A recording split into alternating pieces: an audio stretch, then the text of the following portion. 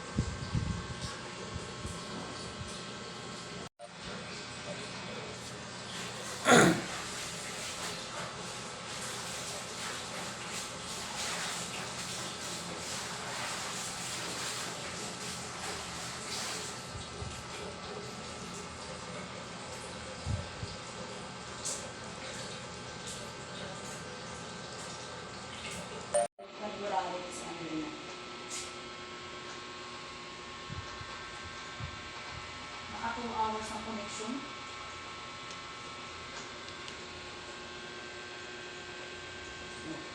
Ano?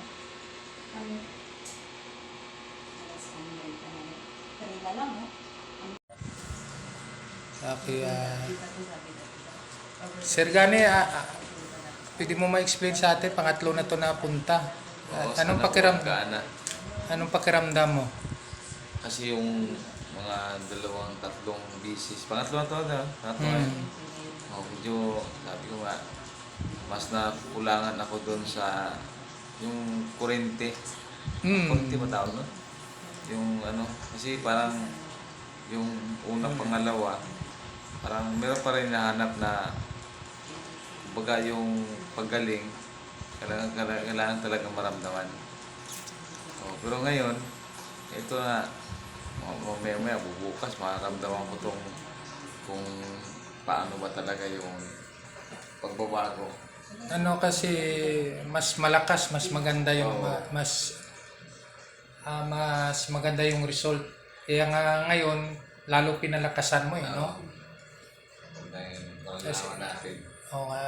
umpisa kasi medyo nanibago ka. Medyo Sa tama yung sinasabi mo, yung pagka meron kang ganitong masilan yung mo, yung naramdaman mo, kunting lang, parang nagugulat ka. Pero at least pala yun. Ngayon, sa tatlo natin balik, medyo malaki ang ang naramdaman mo na pagbabago. Sana tuloy-tuloy na para makaka-inspire ka rin sa ibang may karamdaman. Wag na lang natin kalimutan na Panginoon lagi ang siyang nagpapagaling sa atin, hindi naman tayo. Tayo ay lang, way lang ng Panginoon, ginamit niya lang para tumulong. Pero actually siya talaga yung nagkokontrol ng lahat ng bagay. Kaya sana lagi tayong magpipray na hingin sa atin sa Kanya yung gusto natin mangyari na bumalik tayo sa normal na kalagayan.